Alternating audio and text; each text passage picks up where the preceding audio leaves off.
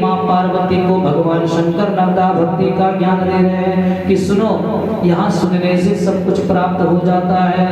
कुछ लोगों को सुनने की आदत कम होती है, पहले बोलते रहते हैं, पहले हमारी सुनो महाराज, पहले हमारी सुनो, अपनी बात में सुनाना। तो भगवान की कथा में पहले सुनो परमात्मा के नाम को कि क्या क्या भगवान की लीलाएं हैं, क्या क्या भगवान ने इस धरा धाम पर किया। इन्हीं लीलाओं में भगवान शंकर जी की एक लीला आप सबके समक्ष रखता हूँ। भगवान कृष्ण जी ने जब तो अपनी सुंदर श्री वृंदावन की पावन भूमि पर महारास रचाया तो सभी सखियों को बुलाया, सभी गोपियों को बुलाया,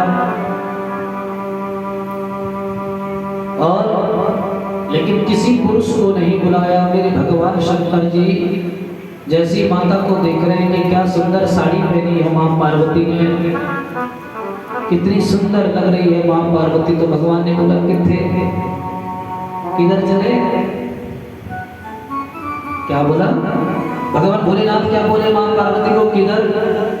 तो माँ कहने लग गई कि वृंदावन की पावन भूमि पर जा रहे हैं जहाँ महारास भगवान ठाकुर जी ने रचाया है, गोपियों को ही बुलाया है, सिर्फ कोई पुरुष।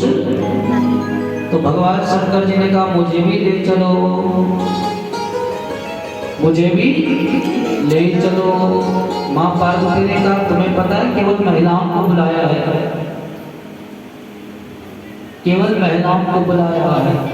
भगवान शंकर जी ने हट कर दी। इसको कहते हैं जोग हट। क्या कहते हैं? जोग हट। एक होती है जोग हट, एक होता है बाल हट, एक होती है स्त्री हट और एक होती है राज हट। तो भगवान शंकर जी ने हट कर दी। ऐसा बना दो मुझे, ऐसा जैसा तुम खुद बन रही हो।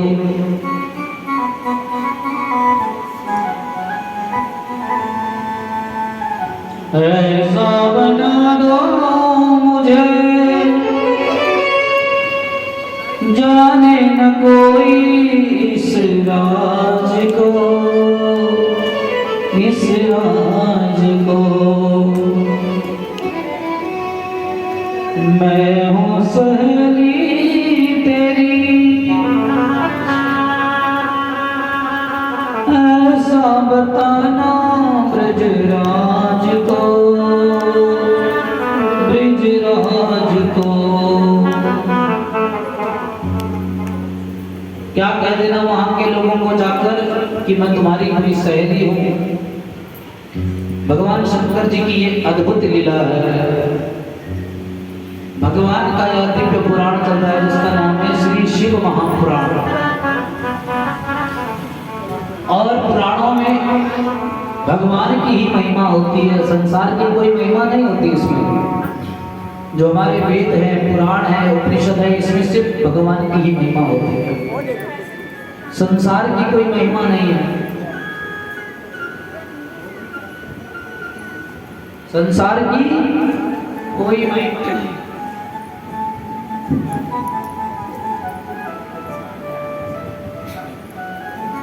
ऐसा बना दो मुझे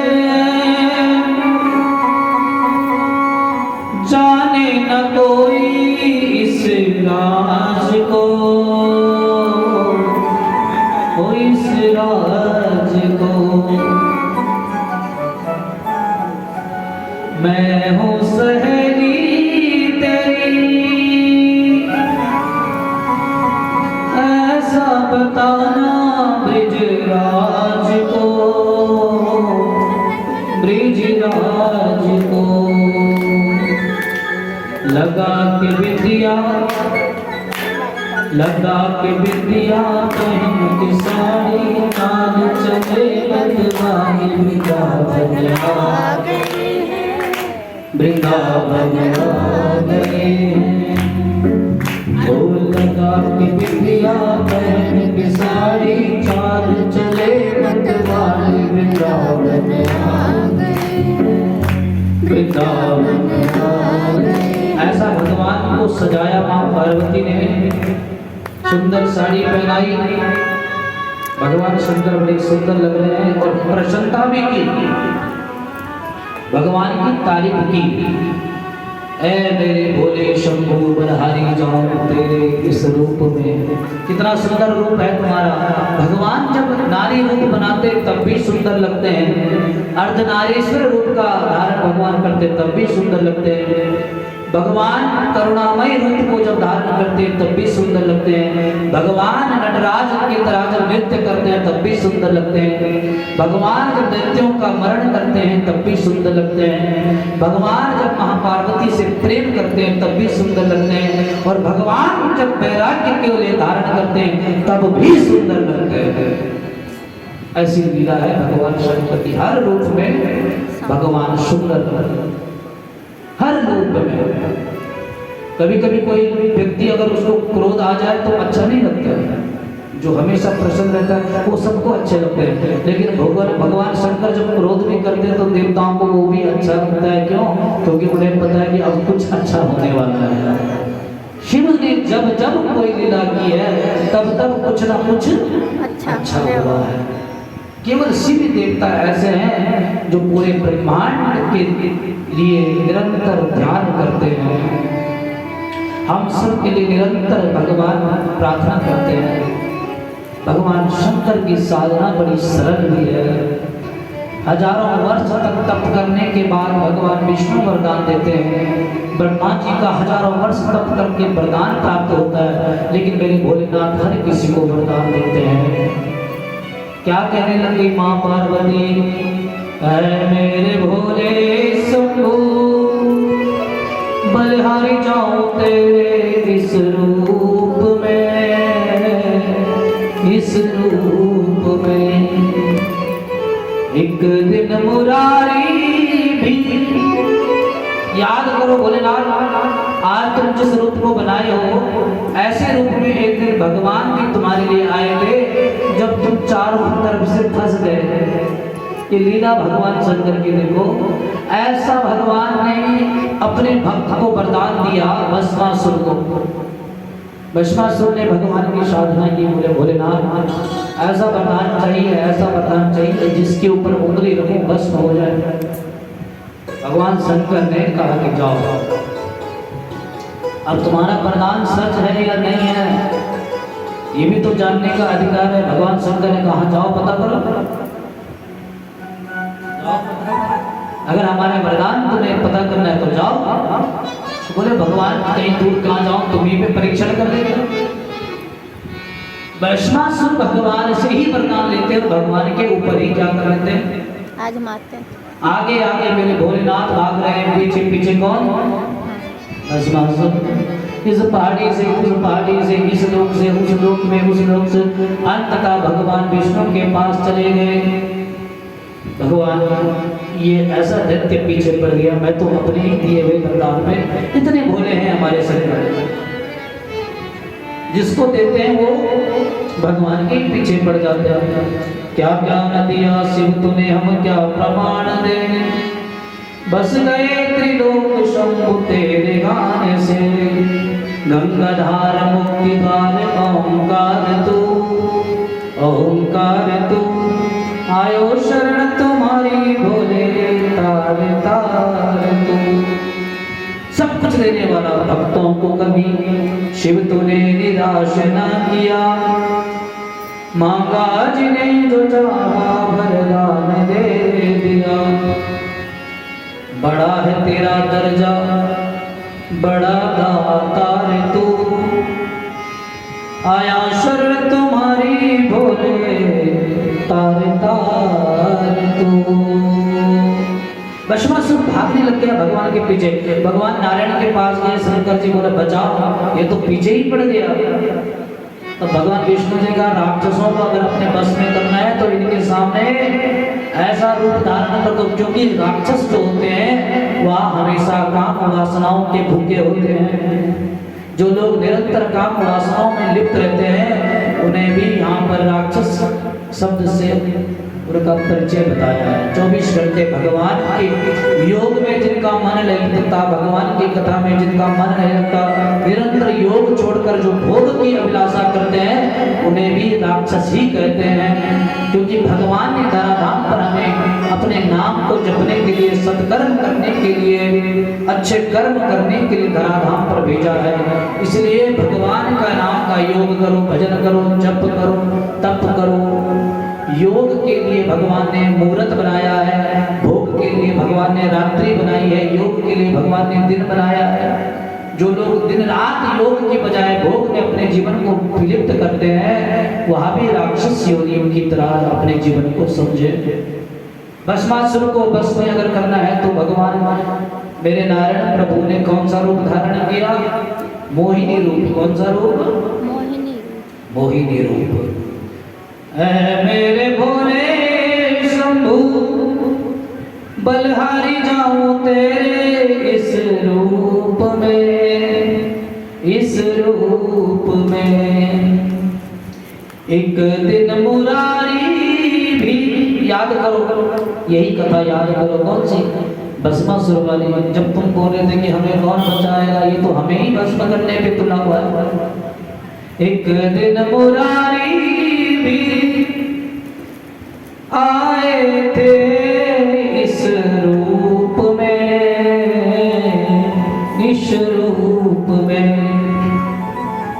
नारी रूप बनाया हरि ने, आज तुम्हारे बारी वृंदावन आ गए।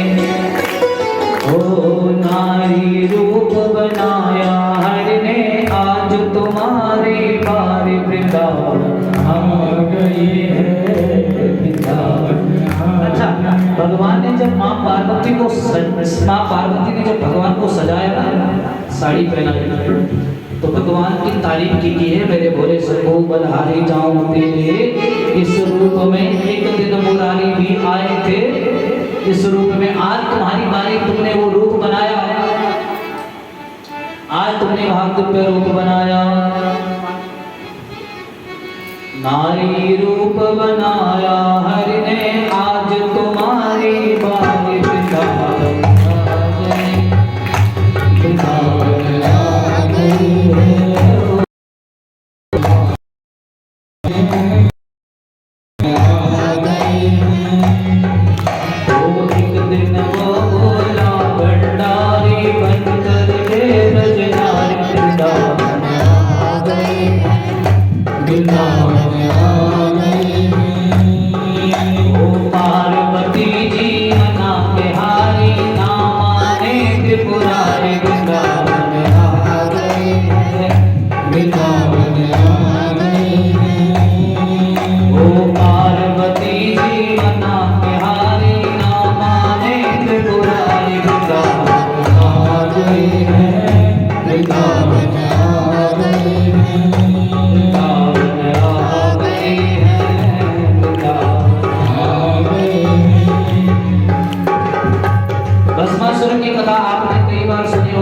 भस्मासुर को भगवान मोहिनी ने अपने नयनों से, अपने दिव्य छवि से, अपने सुंदरता से मंत्र मुग्ध किया।